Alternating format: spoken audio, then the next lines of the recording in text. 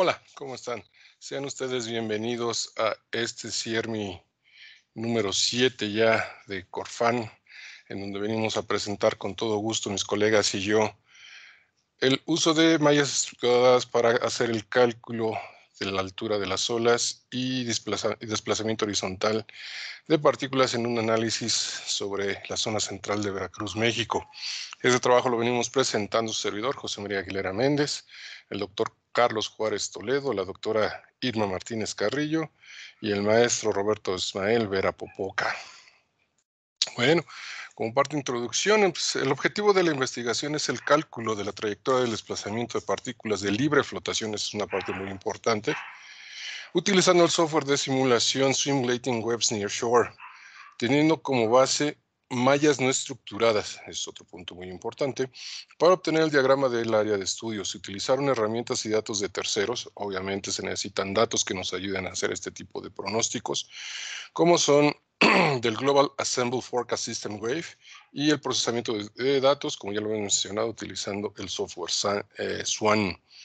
El software de modelación y algunos desarrollos locales también fueron utilizados para generar los diagramas de Delanoy, válidos para la zona central del estado de Veracruz. Y para la configuración de los experimentos se trabajó con variables de física.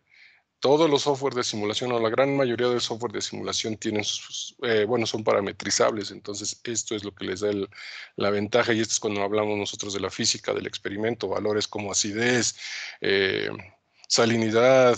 Bueno, estamos hablando de mar, ¿no? Densidad del agua, velocidad del viento, velocidad de la marea, etcétera. Son parametrizables y eso es lo que hace que el experimento, o al menos la simulación o el modelado del área, sea más realista, porque buscamos a final de cuentas acercarnos a una realidad, no separarnos de ella, ¿no? Entonces, con estas variables,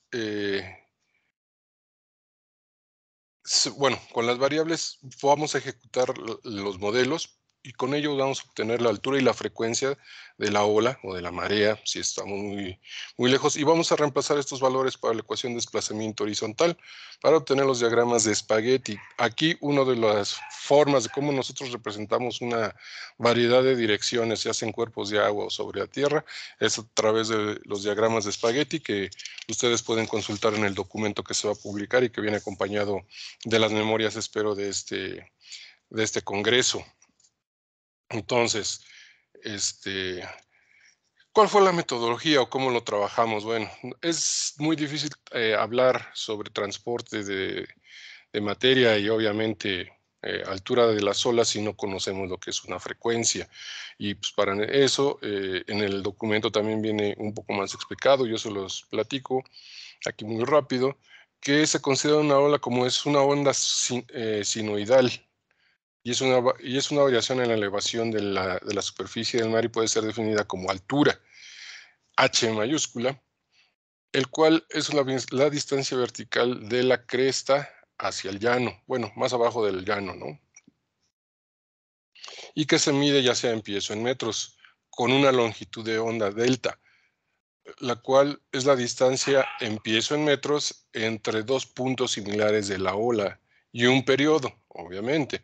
Este periodo es el tiempo en segundos o minutos que toma la ola en repetirse. Y estas medidas son las que nos van a acompañar por siempre y para la medición de las olas o cualquier onda sinoidal. Entonces, a pesar de que el experimento busca obtener la altura total de las olas en playa, no debemos olvidar que somos un sistema. Vamos a tener efectos lunares, efectos de contaminación. Justamente también debemos entender que en temporada caliente el mar con una temperatura tiene una densidad, en temporadas frías el mar tiene otra densidad, otra salinidad, entonces se deben ser considerados en el momento de realizar los experimentos. Entonces, como les había dicho, en este momento no se contempla la generación dinámica de las olas o que se ven afectadas por los ciclos lunares, se mantienen estables como si todo el año fuera el mismo, aunque, ojo, es por el solo propósito ahorita de que la medición se dé.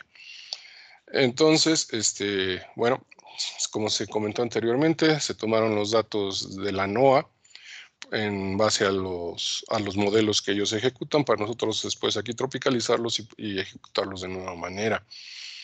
Se tomaron lapsos de 3 horas de modelado para que justamente la hora cero no afecte, porque son horas de inicio. A nosotros los arranques no se consideran las 0 horas, porque, insisto, son arranques. Nosotros ya podemos comenzar a ver los movimientos y las olas a partir de las 3 horas, o son cuando los datos comienzan a ser un poco más reales. Ojo, aquí también tenemos un punto, y esto nos sucede mucho cuando estamos haciendo las mediciones y cómo los interpretan los diferentes científicos y los diferentes modelos. Cuando nosotros hablamos de altura de ola significante, y eso nos pega mucho también cuando se publican estos resultados, estamos hablando de que en general se consideran como una tercera parte de la altura promedio de las olas. Es decir, si yo tengo una estadística de cómo se están moviendo las olas y cómo se van a comportar las olas en las siguientes 3 horas, tengo una muy alta probabilidad de que, por ejemplo, si las olas, me estoy yendo a un ejemplo muy grande, ¿no? Pero se ejemplifica mejor. Yo te digo que la altura de la ola va a ser de 20 centímetros y va a ser constante 20 centímetros, que es cuando podemos estar chapoteando en la orilla. Pero eso no implica que en las 3 horas de modelado que yo te estoy dando, no vayas a encontrar o no te vayan a llegar olas de más de 60 centímetros. ¿Por qué? Porque estadísticamente te estoy yo dando la altura del 1/3 promedio de lo que me está dando el modelo. Entonces, bueno, muchas veces, y uno de los problemas a los que te enfrentas cuando estás haciendo este tipo de trabajos y simulaciones, pues, es la interpretación del dato. Yo sé que me estoy adelantando un poquito, pero justamente esta interpretación del dato es la que nos está ayudando desde un principio a nosotros a configurar el experimento de la mejor manera. Sí, primero tuvimos que cometer errores, primero se tuvieron que cometer cosas que uno dice, pues no va por ahí, pero bueno, gracias a esos errores pudimos también nosotros, o a la experiencia que nos dieron esos errores, pudimos nosotros ajustar los datos y saber o entender por qué forma podíamos comenzar a atacar el problema, ¿no? Una de las formas o uno de los detalles que tenemos es que los modelos oceanográficos actuales abarcan áreas muy grandes, entonces nosotros queremos llegar a nivel de puerto. ¿Por qué? Porque la afectación es en puerto, no es en mar abierto. De ahí que nosotros querramos buscar ahora los modelos o las simulaciones a menor escala. Tomando esto en consideración, nos dedicamos nosotros a buscar la mejor manera, de acuerdo a documentos que también describo, o se describen, perdón, en el paper que acompaña a esta presentación. En un trabajo anterior hablamos justamente del por qué preferimos trabajar con mallas no estructuradas sobre las mallas estructuradas. Entonces les recomiendo que los revisen para poder entender mejor la parte de por qué nos fuimos a la parte no estructurada. Cuando nosotros trabajamos con la parte no estructurada, una vez que tuvimos la batimetría de la zona, los vientos de los otros modelos y cómo se van comportando las olas, comenzamos a trabajarlos ya con el simulador.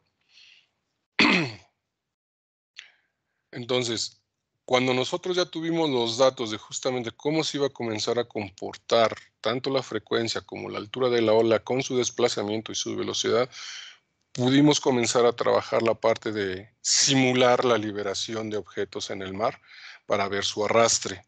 En las tablas, como la estamos viendo, tenemos los primeros resultados en donde ya se hacen los cálculos primero sobre una ola, porque, insisto, estamos hablando de promedios, y cómo la boya también registra los datos. Entonces, en este caso trabajamos sobre Veracruz porque sí existe una boya en donde podíamos validar nuestra información. Bueno, como conclusiones de esto, nos muestran que tenemos un gran porcentaje de aceptación con respecto a los valores que se registraron en boyas contra los valores que nos arrojaron las simulaciones, mostrándonos una variación del más o menos 20%. Eso es más que aceptable cuando estamos hablando de modelos.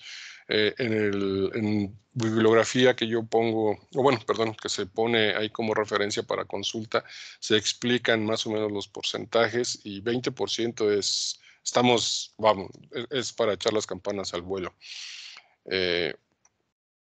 Las partículas con desplazamiento horizontal mostraron una gran consistencia con el movimiento de objetos flotantes que existían en el área. Se trabajaron con objetos flotantes como plásticos, como algas, entonces sí fue válido, pero no fue, ahora sí tenemos el gran problema, ¿no? La autoridad portuaria no lleva un registro de eso, solamente ve espera que encalle y bueno, esa es la solución que se le propone, ¿no? Obviamente, dentro de los trabajos futuros se espera que se pueda tener una inversión para poder lograr este tipo de manejo de la mejor manera. Como el software considera variables para la física del experimento, sería deseable también contar con varias fuentes. ¿Por qué? Porque ahorita se cuenta con una sola fuente, que es la NOAA. Ellos procesan, ellos hacen, validan y suben. Y ya depende de cada uno de su criterio la oportunidad o no de poder trabajar con esos datos. Recomendación a largo plazo, pues es que se pudieran tomar datos de otras agencias como las europeas. China está comenzando a liberar su información para enriquecer esto y poder tener varios modelos. Alemania también, a través de un software que se llama ICON, también está liberando información. Todavía no es accesible al público, pero bueno, contar con diferentes fuentes para poder validar. Obviamente, pues, tener boyas que estén registrando para poder también nosotros tener esa información. Y por otro lado, también utilizar otro tipo de software que me pueda a mí trabajar o modelar, o donde yo pueda introducir los modelos de, de olas, como son el SWASH, el XV o el ADRSIR, para poder simular también el movimiento y bueno, en base al que arroje mejores resultados, porque obviamente cada uno entiende diferente o el modelo utilizando ecuaciones distintas, pues es como se puede llegar a mejores resultados. Y bueno, el, el modelo muestra resultados bastante aceptables dado a la disponibilidad de las escalas. La escala es otro de los detalles que les recomiendo que revisen muy bien en el momento en que realicen este tipo de experimentos, pero pues estamos hablando de que un acierto de 80% es más que excelente para este tipo de trabajos. Las referencias, con gusto se las comparto. Insisto, pudieran revisar ustedes el documento que viene acompañado de esta presentación. Les va a servir de mucho, mucho, mucho para poder tener una visión más global y más completa del trabajo que aquí se les presentó. Agradecemos mucho a la Secretaría de Investigación y Estudios Avanzados de la Universidad Autónoma del Estado de México. El autor principal agradece al CONACYT a través de la beca que se me ha tocado para estudiar mi doctorado. Y también agradezco, por supuesto, a todo el esfuerzo de la gente del CIERMI en esta 7ª edición para poder presentar a ustedes este tipo de trabajo, este tipo de avances, que espero que para las personitas que les agrada este tipo, les agrada el tema, les haya dado una visión diferente de todo lo que es este amplio mundo de la modelación dinámica y la modelación de océanos. Os agradezco mucho su atención. Soy José Aguilera. Me reitero sus órdenes. Mis datos se encuentran en el paper, insisto, que acompaña la presentación, y que sigan disfrutando de este evento. Que tengan excelente día.